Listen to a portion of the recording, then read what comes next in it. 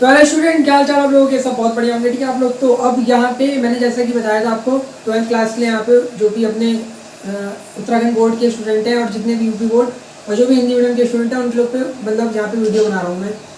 तो पहला जो पार्ट है इसका चैप्टर नंबर 1 का फिजिक्स का, ठीक है, विद्युत क्षेत्र और हमारा जो भी यहाँ पे विद्युत फ्लक्स वगैरह के ऊपर चैप्टर है आवेश के बारे में। ठीक है, तो पहले पार्ट इसका बना चुका हूँ मैं, बहुत पहले बना चुका था, तो उसको मैं यहाँ पे अब दोबारा नहीं कंटिन्यू करूँगा क्योंकि वो सेम वहाँ पे आवेश क्या होता है बेसिक चीज़ें बताई थी। और Q is equal to n पे, यानी कि वाले एक फॉर्मूला था ना, Q बराबर एन, इस पर हमने छोटे मोटे न्यूमेरिकल भी कर लिए थे। आज हम लोग इससे आगे की कहानी पढ़ेंगे। हम पढ़ेंगे कि यार आवेश आखिर कितने प्रकार के होते हैं, मतलब सॉरी किस तरीके से हम किसी चीज़ को आवेश दे सकते हैं। तो बिल्कुल बोर्ड लेवल से स्टार्ट करते करते थोड़े अच्छे सवाल पकड़ेंगे और इम्पोर्टेंट चीज़ों को बहुत आसानी से करेंगे। हाँ, तो चलो अब स्टार्ट करते हैं अभी। तो आप लोगों ने वहाँ जो पढ़ा था उसको मैं यहाँ पे रिपीट नहीं करूँगा, जाके वीडियो देख लेना, डिस्क्रिप्शन में लिंक दे दूँगा। ठीक है, उसके बाद हमारी नेक्स्ट हेडिंग आती है यहाँ पे आवेशन की विधियाँ। सबसे पहले तो ये बोर्ड लेवल के लिए और कोई इसमें ज़्यादा इतनी टेंशन की बात नहीं है। आवेशन की विधियाँ, ठीक है, मतलब क्या है इस चीज़ का? मतलब ये है कि हम अब ये देखना चाहते हैं, हमें पता तो चल गया कि आवेश क्या होता है। ठीक है, अब हम किसी भी चीज़ को कितने तरीके से आवेश दे सकते हैं, तो ये हम यहाँ पे पढ़ेंगे। ठीक है, कि किसी भी तरीके मतलब चार्ज कैसे दे सकते हैं कोई भी ऑब्जेक्ट को या कोई भी वस्तु को। तो इसमें भी 3 तरीके की विधि आती है। नंबर फर्स्ट विधि जो है वो आपकी है, आपका होगी सीधे संपर्क से। ठीक है, सीधा संपर्क एक विधि का नाम है। ठीक है, या आप ऐसे भी इसे डायरेक्ट लिख सकते हो, धातुओं द्वारा। सिंपल, बिल्कुल सिंपल है। अब क्या होगा इसमें सीधे संपर्क में और धातुओं द्वारा आवेशन में, मान लो अपने पास 2 धातु हैं। ठीक है, एक धातु है यहाँ पे, ये मैंने गोलार्ध बना दिया, इसमें क्या है अधिक मात्रा में माइनस चार्ज है, मतलब यहाँ पे नेगेटिव चार्ज बहुत ज़्यादा मात्रा में, जो कि यहाँ पे मैं शो भी करके दिखा रहा हूँ। ठीक है, इसको मैंने धातु नंबर ए नाम दिया। ठीक है, कोई भी एक ए धातु है जिसपे इस समय अधिक मात्रा में इलेक्ट्रॉन है। ठीक है, आपको इतना तो पता ही है कि जो निगेटिव चार्ज आता है वो किसके कारण होता है? इलेक्ट्रॉन। और जहाँ पे निगेटिव चार्ज ज़्यादा दिखे इसका मतलब वहाँ पे इलेक्ट्रॉन की अधिकता है। अब क्या होगा जब हम इसके पास किसी उदासीन धातु को लेके आएंगे जिसके पास कोई चार्ज ही नहीं है, मान लो ये बी एक ऐसी धातु है जो उदासीन है, मतलब इसके अंदर कोई अभी इस समय चार्ज नहीं है और हमें इसको ही चार्ज करना है।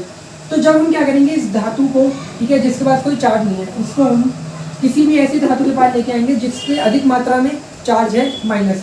तो जब इसको हम इसके कांटेक्ट में लेके आएंगे यानी कि इसको टच कराएंगे तो यहाँ से कुछ इलेक्ट्रॉन जंप मार के कहाँ पहुँच जाएंगे? इस बी वाली धातु में। यानी कि अब कुछ कंडीशन ऐसी आई, यहाँ से देखो भैया, कुछ चले गए इलेक्ट्रॉन तो ये ऐसे बन गया, और इस पर भी कुछ इलेक्ट्रॉन एक्स्ट्रा आ गए तो इस पर नेगेटिव चार्ज हो गया। तो हमने क्या देखा, हमने एक उदासीन धातु को, ठीक है, सीधा संपर्क की विधि लगा के यानी कि संपर्क करा दिया और उदासीन धातु पर भी चार्ज आ गया। तो एक तो सिंपल सी विधि है। ठीक है, तो इसको नोट कर लो आप, इसको भी आप अपनी लैंग्वेज में लिखना है। पूरी स्टोरी जो चलिए इसको लैंग्वेज में लिख दोगे, ठीक है, बोर्ड में अगर आया तो आप बड़ी आसानी से इसको कर दोगे। ठीक है, तो फटाफट अब अगली विधि में चलते हैं हम लोग, जब तक आप इसको नोट करो। तो अब इसे मिटा देते हैं। ठीक है, सेकंड जो विधि है वो आपकी है सेकंड विधि। ठीक है, ये इंपॉर्टेंट है क्योंकि इसका सिद्धांत का यूज करके ना आगे हम संधारित्र वगैरह में पढ़ेंगे। इसको बोलते हैं हम लोग प्रेरण द्वारा आवेशन। ठीक है, यानी कि हम किसी को प्रेरणा दे के आवेशित कर रहे हैं, ये एक तरीके से मतलब है इसका। ठीक है, चार्जिंग बाय इंडक्शन एक विधि है प्रेरणा द्वारा आवेशन। जैसे कि मैंने बताया कि एक तरीके से प्रेरणा दे रहे हैं यहाँ पे हम लोग। तो अब क्या करेंगे, ध्यान से देखना जरा, इसमें बहुत ही मजा आने वाला है आप लोगों को। ठीक है, मान लो अपने पास एक धातु है ऐसी है जिसपे यहाँ पे माइनस चार्ज है पूरी धातु में। ठीक है, पूरी एक धातु जिसपे माइनस चार्ज। क्लियर? अब क्या होगा, हमारे पास एक धातु ऐसी है, ठीक है, जो इस समय उदासीन है। सेम वही वाली कंडीशन चल रही है अभी आप देखो तो, बस यहाँ पे क्या हो रहा है, हम इस उदासीन धातु को इसके साथ टच नहीं करा रहे। मतलब ऐसा हुआ कि एक ऐसी धातु ली जिसपे इस समय अधिक मात्रा में माइनस चार्ज है, उसके पास एक ऐसी धातु ले गया जिसपे कोई चार्ज ही नहीं है, तो उदासीन यहाँ पे दिखाई मैंने, इसको मैं लिख भी देता हूँ उदासीन। ठीक है, ये उदासीन धातु है। ठीक है, अब क्या होगा, हम लोग जैसे इसके पास इसको लेके आएंगे, मतलब बी धातु को ए के पास लेके आएंगे, ठीक है, टच नहीं कराना है, ध्यान रखना। तो क्या होगा कि ये अपने आसपास नेगेटिव चार्ज देखेगा ना, तो इसके अंदर देखो पहले से माइनस प्लस चार्ज तो होंगे कुछ ना कुछ पहले से। ठीक है, उदासीन धातु का मतलब ये थोड़ी होता है कि इसके अंदर इलेक्ट्रॉन नहीं है। अगर मैंने बोला ये उदासीन है तो आपको ऐसा तो नहीं लग रहा कि इसके अंदर इलेक्ट्रॉन प्रोटॉन नहीं है, ऐसा नहीं होता। देखो उदासीन का मतलब ये होता है कि जितनी संख्या में मान लो इसके अंदर जितनी संख्या में इसके अंदर इलेक्ट्रॉन होंगे ना माइनस चार्ज के, माइनस 10 मान लो अपने पास माइनस चार्ज के इलेक्ट्रॉन है धातु में, तो उतने ही इसके पास प्रोटॉन होंगे प्लस संख्या में। ठीक है, टोटल करने पे -10 + 10 कट जाएगा, तो अपने पास निकल के कितना आएगा 0। तो इसका मतलब यहाँ पे कोई चार्ज ही नहीं दिखाएगा, तो उदासीन का मतलब ये होता है। ठीक है, तो ऐसे जब इसके पास हम किसी उदासीन धातु को लेके आए तो क्या होगा, यहाँ पे जितने भी इलेक्ट्रॉन होंगे, मान लो भी स्टार्टिंग में ऐसी कंडीशन चल रही है कि भैया इलेक्ट्रॉन प्लस जो भी यहाँ पे ऐसे अपना मजे में घूम रहे हैं, और जितने भी हैं टोटल एक दूसरे को कैंसिल करके 0 दे दें। ठीक है, अब हम जैसे ही माइनस वाले को इसके पास लेके आए तो अब क्या होगा, इसके अंदर की जो इलेक्ट्रॉन होंगे ना, बी धातु के अंदर के इलेक्ट्रॉन, ठीक है, उन्होंने जैसे ही देखा कि भैया ये सामने से कुछ ऐसी चीज़ आ रही है जो मुझे प्रतिकर्षित कर रही है, कैसे पता चलेगा, भैया माइनस चार्ज को देख के दूर भगाएगा। तो यहाँ के इलेक्ट्रॉन जितने भी थे वो सब इधर की तरफ आके किनारा कर लेंगे। क्यों करेंगे किनारा, भैया उन्हें प्रतिकर्षण महसूस हुआ, और इधर जितने भी प्लस चार्ज थे वो इधर की तरफ आ जाएंगे। असल में प्लस चार्ज नहीं आते, प्लस चार्ज होते हैं बहुत भारी होते हैं। ठीक है, अब अगर आप ये सोच रहे हो कि प्रोटॉन उधर भाग रहे हैं, इलेक्ट्रॉन इधर भाग रहे हैं, ऐसा नहीं है। जितने भी प्रोटॉन थे वो अपनी जगह पे ही है, बल्कि इलेक्ट्रॉन प्रतिकर्षित हुआ और वो इधर की तरफ इस किनारे पे आ गए। ठीक है, इतनी बात क्लियर हो रही है आपको, क्या हुआ। ठीक है, यहाँ पे नेगेटिव चार्ज आए, नेगेटिव चार्ज ने देखा अरे नेगेटिव चार्ज, वो दूर भाग गए उधर के सारे जितने भी इलेक्ट्रॉन थे। ये कंडीशन हुई। अब आप इस धातु बी के साथ कोई धातु सी ले लो, ठीक है, और इसको डायरेक्ट टच करा दो, तो यहाँ से कुछ इलेक्ट्रॉन ये देखो इधर आके जंप मार देंगे इस सी वाली धातु में। तो अब जब मैं इन तीनों को अलग अलग करूँगा, ठीक है, ए धातु पे तो अभी भी थोड़ा बहुत इलेक्ट्रॉन है और ये माइनस चार्ज देगा क्योंकि यहाँ से इलेक्ट्रॉन थोड़ी गए। बी धातु से कुछ इलेक्ट्रॉन चले गए, तो बी धातु में कौन सा चार्ज आ गया, प्लस। भैया 10 प्लस थे, 10 माइनस थे, 4-5 उधर चले गए, तो यहाँ पे प्लस तो अभी भी पूरी संख्या में है, तो इसलिए पूरी प्लस दिखाएगी। और ये सी धातु जो है ये अब दिखाएगी कौन सा चार्ज, ये दिखाएगी माइनस चार्ज, क्योंकि इसमें कुछ इलेक्ट्रॉन अधिक मात्रा में आ गए। तो आप क्या देख रहे हो कि प्रेरण द्वारा आवेशन की विधि से हम लोग कितने अच्छे तरीके से आवेश को ला सकते हैं। क्लियर की बात समझ आ रही है। ठीक है, इसका नाम प्रेरण द्वारा आवेशन क्यों लगा, क्योंकि यहाँ पे इस बी धातु को इस ए धातु से प्रेरणा मिली। ठीक है, प्रेरणा मिलते साथ ही सी धातु ने फायदा उठाया और दोनों आवेश में आ गए। क्लियर की बात समझ आ रही है। तो ये दूसरी विधि थी प्रेरण द्वारा आवेशन। ठीक है, इसको भी हम लैंग्वेज में लिखेंगे, इसका आगे बहुत यूज़ है संधारित्र वगैरह में और बहुत ही अच्छा यूज़ है इसका, तो वो जब यूज़ आएगा तब तो हम देखेंगे। अभी ये एक विधि होगी, बता देता हूँ फटाफट से, स्क्रीनशॉट ले लिया होगा, नहीं तो 2 मिनट बैक करके ले लो स्क्रीनशॉट। ठीक है, उसके बाद हम आगे बढ़ते हैं नंबर 3, छोटी छोटी चीज़ें हैं, छोटी छोटी। नंबर 3 विधि और लास्ट विधि है, ठीक है, घर्षण द्वारा आवेशन, या आप घर्षण द्वारा भी लिख सकते हो, इतना बहुत है। घर्षण तो भैया सिंपल सी चीज़ है, इसमें क्या करना है, घर्षण मतलब किसी भी दो चीज़ को पकड़ के रगड़ दिया, ठीक है, और घर्षण हुआ। अब देखो क्या होगा, घर्षण होने के बाद क्या होगा, मान लो यही अपने पास 2 बॉल है, ठीक है, 2 ऐसी बॉल जिसमें से एक बॉल पे वही माइनस चार्ज, दूसरी बॉल पे प्लस चार्ज। अब हम क्या कर रहे हैं, हम दोनों इसको टच नहीं करा रहे हैं, हम बल्कि इनको पकड़ के घर्षण उत्पन्न कर रहे हैं। जब घर्षण उत्पन्न करेंगे तो भैया इलेक्ट्रॉन या तो इससे इसमें जाएगा, ए से बी में भी जा सकता है और बी से ए में भी। ठीक है, तो कुछ इलेक्ट्रॉन टक टक करके यहाँ पहुँच जाएंगे, किस वाली पे, दूसरी वाली पे। यार कुछ इलेक्ट्रॉन को ऊष्मा मिली, भैया इलेक्ट्रॉन को आपने ऊष्मा दी, इलेक्ट्रॉन तो वैसे ही भूखे होते हैं, उन्हें हल्की सी भी ऊष्मा मिलती है वो गति करने लगते हैं, वो कूद के बी वाले पे पहुँच गए, और जैसे ही बी पे पहुँचेंगे भैया बी वाले पे भी कुछ ना कुछ माइनस चार्ज आ जाएगा। तो ये सिंपल सी विधि घर्षण द्वारा आवेशन कहलाती है, जो कि नॉर्मल सी थी। तो ये 3 विधियाँ थी जो कि बोर्ड लेवल पे पढ़ाने के लिए इंपॉर्टेंट रहती है, तो मैंने इसलिए बता दिया आपको। ठीक है, अगर इसमें कुछ डाउट है तो कमेंट कर देना। तो स्टूडेंट अब हम आगे बढ़ते हैं फटाफट से, बहुत इंपॉर्टेंट चीज़ आने वाली है। ठीक है, अब आपका सबसे पहला नियम आने वाला है चैप्टर का, जिसको हम लोग कहते हैं कूलाम का नियम। क्या कहते हैं, कूलाम का नियम। वैसे देखा जाए तो बहुत ही सिंपल चीज़ है, अगर देखा जाए तो बहुत ही सिंपल चीज़ है, लेकिन बहुत ही इंपॉर्टेंट चीज़ भी है। क्यों, क्योंकि इसने जो कंसेप्ट दिया ना, ठीक है, अगर उसको बारीकी से सोचोगे तो बहुत इंपॉर्टेंट कंसेप्ट था। ठीक है, क्या हुआ कि जब हमें पता चला कि अब भैया किसी वस्तु पे आवेश वगैरह आने लग गए, तो हमने देखा कि यार 2 आवेश, एक आवेश Q1 ले लिया हमने यहाँ पे, इससे कुछ दूरी पे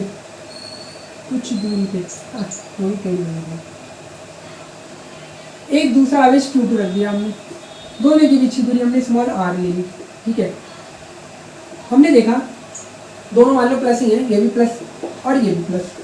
तो क्या देखा हमने, जब हमने स्मॉल r दूरी पे 2 आवेशों को रखा, ये आवेश इस पे एक तरीके का बल लगाने लगा इस दिशा में।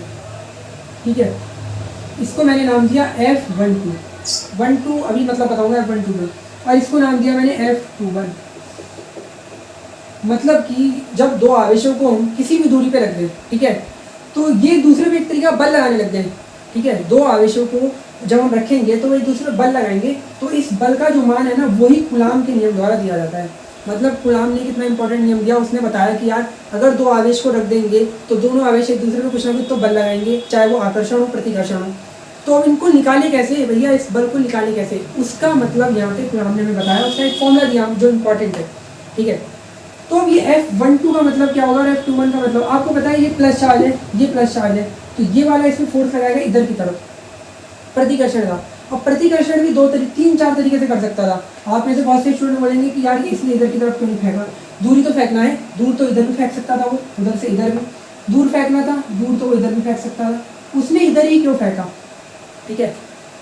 ऐसी सेम ये वाली, ये इसको धक्का लगाएगा तो ये इधर ही धक्का क्यों लगा है, लगाने को धक्का ये इधर भी लगा सकता था, इधर क्यों नहीं फोर्स लगाया इसने, ये लगाने को इधर भी धक्का लगा सकता था। क्या ये प्रतिकर्षण नहीं है, 100% प्रतिकर्षण है, लेकिन यही बल लग रहा है जो मैंने एरो में दिखाया है, ये डॉट डॉट वाली लाइनों में नहीं लगता बल। क्यों नहीं लगता, इसका रीज़न ये है कि जो ये कूलाम का जो बल है ना, ये केंद्रीय बल है। केंद्रीय बल का मतलब आप जानते हैं, चलो नहीं जानते कोई नहीं, ये अपना क्या होता है, एक आवेश है, ठीक है। सबसे पहली जो इसकी कंडीशन थी ना, इन्होंने माना था कि जो आवेश होंगे हमारे वो कैसे होंगे, वो होंगे बिंदु आवेश। बिंदु आवेश बहुत इंपॉर्टेंट चीज़ है, मतलब अगर आप इसे बिंदु आवेश नहीं मानोगे तो कूलाम का बल आप नहीं लगा सकते, पहली बात तो ये। और बिंदु आवेश है तो इसका मतलब मैं बोल सकता हूँ कि एक छोटा बिंदु की तरह होगा। भैया बिंदु कैसा होता है, एक गोला होता है, गोले का कोई ना कोई केंद्र भी होता है, मान लो ये गोला है, इसका कोई केंद्र होगा। ऐसे ही सेम जो अगला आवेश है वो भी एक बिंदु आवेश ही मान के चल रहे हैं, तो उसका भी कोई केंद्र होगा। तो उन्होंने बोला कि कूलाम का जो बल हमेशा इन दोनों आवेशों को केंद्र को मिलाने वाली, इन दोनों आवेशों को केंद्र को जो रेखा मिला रही है ना, देखो ये पूरी रेखा और ये ऐसी आगे चली जाएगी, तो इसी के अनुदिश लगेगा ये बल, ठीक है। इतनी बात क्लियर हो रही है। कूलाम ने ये बोल दिया कि आप बल लगाओ, बल लगेगा, लेकिन ध्यान रखना बल हमेशा जो आपके आवेश रखे हैं ना, उन आवेशों के केंद्रों पर ही लगेगा। ऐसी रेखा जो उनके केंद्रों से होकर जा रही हो, यानी कि एक केंद्रीय बल है, केंद्रीय बल का कंसेप्ट आया है, ठीक है। इतनी बात क्लियर हो। तो ये बात ध्यान रखना आप लोग, ये मैंने आपको समझाया कि इसमें इधर उधर प्रतिकर्षण का मतलब देखो बहुत हो सकता था इधर उधर, लेकिन ये केंद्रीय बल होता है जिस कारण से बल भी इधर लगता है। अब F12 का मतलब क्या हुआ, 12 का मतलब हुआ पहले पर बल, ठीक है। पहले पर बल, देखो मैं 12 को कैसे पढ़ती है, पहले पर बल दूसरे के कारण, पहले पर बल किसके कारण, दूसरे के कारण। ऐसे ही F21 का मतलब हुआ दूसरे पर बल पहले के कारण, ठीक है। अरे दूसरे पे कौन सा बल लगा रहे हैं यहाँ पे, पहला लगा रहा है, तो हम ऐसे पढ़ेंगे इसे, दूसरे पर बल पहले के कारण, पहले वाले पे कौन बल लगा रहे हैं, सेकंड, तो पहले पर बल दूसरे के कारण, ठीक है। तो अब इसका फॉर्मूला किस तरीके से दिया गया फटाफट देखते हैं, के Q1 Q2 upon R² Newton. ये इन्होंने फॉर्मूला दिया इसके लिए, मतलब इन्होंने बोला कि दो आवेशों पे लगने वाला बल हम इस फॉर्मूले से लेंगे, ठीक है। अब यहाँ पे के क्या होता है, के होता है हमारा एक नियतांक, यहाँ पर के की वैल्यू जो होती है वो होती है 1/4 पाई एप्सिलॉन नॉट, ठीक है। और इसको मैं स्मॉल के बोल दूंगा, ठीक है, ये चीज। इतनी बात क्लियर हो रही है। यहाँ पे के जो है आपका इस तरीके से डिफाइंड होगा, जिसमें 1/4 पाई ये तो आपका एक प्योर कांस्टेंट है, एप्सिलॉन नॉट जो होता है वो होती है आपकी, ठीक है, विद्युतशीलता, वो भी किसकी निर्वात की, विद्युतशीलता। अभी मैं सब बताऊंगा विद्युतशीलता वगैरह क्या होती है धीरे धीरे, अभी तो हम फॉर्मूला समझिए। विद्युतशीलता हुई किसकी, निर्वात या वायु की, निर्वात या वायु की विद्युतशीलता। के जो होता है वो होता है माध्यम का परावैद्युतांक, बहुत इंपॉर्टेंट चीज, सॉरी परावैद्युतांक, ठीक है। अब ये क्या नई चीज आ गई, विद्युतशीलता ही समझ नहीं आ रही, हमें तो परावैद्युतांक समझ नहीं आ रहा, नई चीज है ना, ठीक है। तो धीरे धीरे सब क्लियर होगा, ठीक है। देखो परावैद्युतांक का जो मान होता है वायु के लिए वो होता है 1, आप स्मॉल के बराबर 1 लिख सकते हो, ये कैपिटल के है, ठीक है, ध्यान रखना। और ये स्मॉल के, कभी कंफ्यूजन हो जाए कि ये क्या कर दिया, जहाँ के लिख दिया, ठीक है। तो ये वाला कैपिटल के है, वायु के लिए स्मॉल के बराबर 1 होता है, ठीक है। परावैद्युतांक मैं भी पूरा क्लियर करूंगा आपको क्या होता है। और ये एप्सिलॉन नॉट जो होता है विद्युतशीलता होती है निर्वात की, इसका जो मान होता है एप्सिलॉन नॉट का वो होता है 8.85 इंटू 10 की पावर -12 न्यूटन मीटर स्क्वायर पर कूलम स्क्वायर, ठीक है। मात्रा ही देख लेना, शायद उल्टा ना लिख दिया मैंने, कूलम्ब स्क्वायर न्यूटन पर मीटर स्क्वायर, जहाँ तक यही होता है। तो ये हमारे इस चीज़ की डिफाइन करते हैं। अगर मैं आपसे कहूँ 1/4πε0 का मान, ठीक है, तो इसका मान 9 × 10⁹ होगा। किसके लिए? वायु के लिए, वायु या निर्वात के लिए, ठीक है। तो आपको एक ये चीज़ भी याद रखनी है, एक ये चीज़ भी याद रखनी है, ठीक है। अगर मान लो पूरी बात वायु के लिए चल रही है, तो आपको पता है वायु के लिए k बराबर 1 रख दूंगा मैं। 1/4πε0 का जब मान निकालोगे तो 9 × 10⁹ आएगा वायु और निर्वात के लिए। तो हम वायु और निर्वात के लिए कुछ ऐसे भी तो लिख सकते हैं, F बराबर 9 × 10⁹ k की जगह देखो मैंने 1/4πε0 लिखा, 9 × 10⁹ Q1 Q2/r²। सिंपल सी चीज़, ठीक है। तो आपको आज के बाद ये वाला फॉर्मूला वायु के लिए याद रखना है, या नॉर्मली आप ये वाला फॉर्मूला याद कर लो 1/4πε0 k Q1 Q2/r², ठीक है। सिंपल चीज़ है ये। पता चला कूलम्ब का बल क्या होता है, ठीक है। अब कूलम्ब का बल जो है आपको इतने की बात क्लियर हो गई कि दो आवेशों के बीच हमेशा हमें क्या बल निकालेगा, हमें बल निकाल के देगा। मतलब दो आवेशों के बीच बल कूलम्ब का बल, दो आवेशों के बीच कोई सा भी बल कूलम्ब का बल, सबसे पहली बात ये, ठीक है। अब जरा इसको मिटा दें, फटाफट चलते हैं आगे। अब कूलम्ब का बल भी हर जगह लागू नहीं होता। जैसे मैंने आपको बताया कि इसमें सबसे पहली कंडीशन ये थी, अरे भैया ये परावैद्युतांक और ये मैं बताऊंगा, टेंशन मत लो, धीरे धीरे सब आगे चलेगा, ठीक है। तो कूलम्ब ने जो अपना नियम बताया उसमें सबसे पहली कंडीशन ये थी, लिमिटेशन जो इसकी थी ना, सीमाएं, ठीक है, कूलम्ब के बल की पहली सीमा तो ये थी, इसने बोला था कि आवेश क्या है, आवेश बिंदु आवेश होने चाहिए, आवेश बिंदु आवेश होने चाहिए, सबसे पहली सीमा।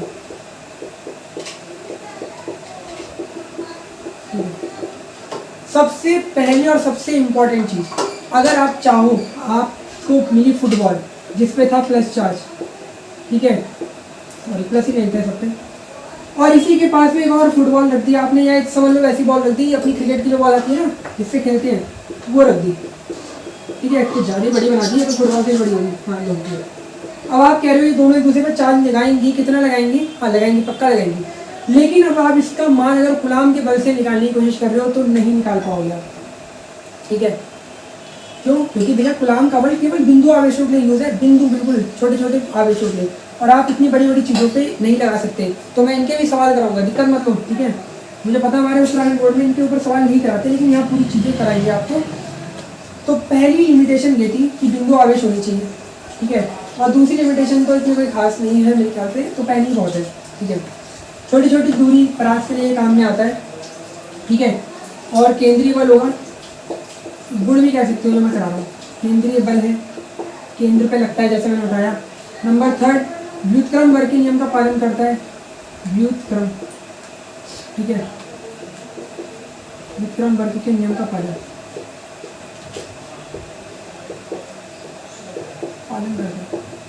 व्युत्क्रम वर्ग के नियम का मतलब समझ लो, ये इसको कहते हैं जब भी बल व्युत्क्रम अनुपाती होगा 1/r² के, उसको हम कहते हैं व्युत्क्रम वर्ग का नियम, ठीक है। तो इसका पालन करेगा। तो ये 3 इसकी इंपॉर्टेंट चीज़ थी। अगर मैं इसी गुरुत्वाकर्षण बल से तुलना करने लग जाऊँ, गुरुत्वाकर्षण बल से अगर तुलना करूँगा तो Fe = आएगा 10⁻42 Fg, मतलब इसका मतलब समझ लो, ठीक है। ये किसके लिए निकला है ध्यान रखो, कोई भी 2 इलेक्ट्रॉन के लिए, ठीक है। अगर मैं देखना चाहता हूँ कि किन्हीं 2 इलेक्ट्रॉन के बीच जो हमारा विद्युत बल है यानी कि कूलम्ब का बल, वो गुरुत्वाकर्षण बल से कितना ज़्यादा तगड़ा है, तो देखने से पता चल रहा है कि कितना ज़्यादा तगड़ा है। 10⁻42 गुना ज़्यादा ताकत है भैया इसके अंदर, विद्युत बल के अंदर। तो ये छोटी छोटी चीज़ें थी। अब हम चलते हैं फटाफट से इसके न्यूमेरिकल के ऊपर, ठीक है। उससे पहले मैं आपको विद्युतशीलता बता दूँ। चलो विद्युतशीलता बताता हूँ, ये ε0 क्या मतलब क्या था।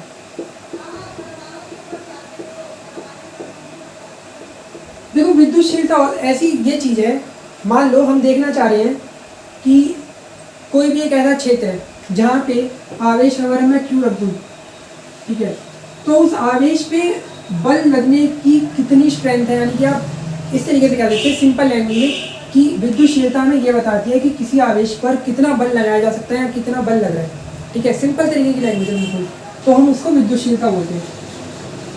क्लियर कीजिए।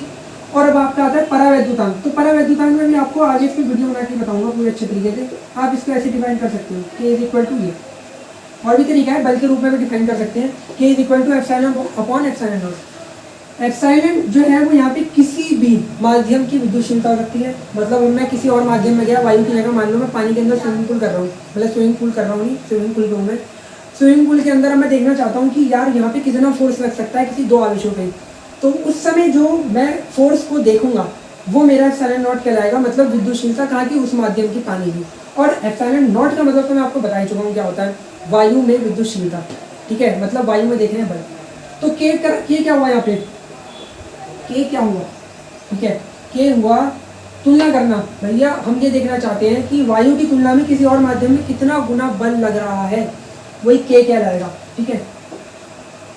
अगर मैं देखूँ एप्सिलॉन बराबर ये चीज़, ठीक है, सिंपल ही है, इसको गुणा में लेके आए, तो मैं क्या देख रहा हूँ, एप्सिलॉन बराबर के इंटू एप्सिलॉन नॉट, मतलब किसी और माध्यम में कितना गुना बल लग रहा है वायु की तुलना में, ठीक है। भैया विद्युतशीलता बल ही तो एक तरीके की, अभी मैंने आपको बताया कि विद्युतशीलता है बल की माप, हम देखना चाह रहे हैं कि कितना बल लग रहा है किसी भी माध्यम में, वही विद्युतशीलता है, आप इतना भी ध्यान रख लो, ठीक है। और के बराबर है एप्सिलॉन अपॉन एप्सिलॉन नॉट। तो यहाँ से हम जब करेंगे तो पता चला कि किसी भी और माध्यम में वायु की तुलना में कितना बल लगता है, वही उसका परावैद्युतांक कहलाता है। सिंपल सी लैंग्वेज मैंने आपको बताई, ठीक है। अभी हम ज़्यादा इस पर कंफ्यूज नहीं होंगे, इस पर स्पेशल जब वीडियो बनेगी और आने वाले टाइम पे तो और ज़्यादा क्लियर हो जाएगा। अभी मैंने आपको बता दिया, नहीं तो फिर आपके मन में डाउट रहता कि के और ये एप्सिलॉन क्या है ये, ठीक है। अब हम करेंगे कूलाम के बल पे अच्छे अच्छे से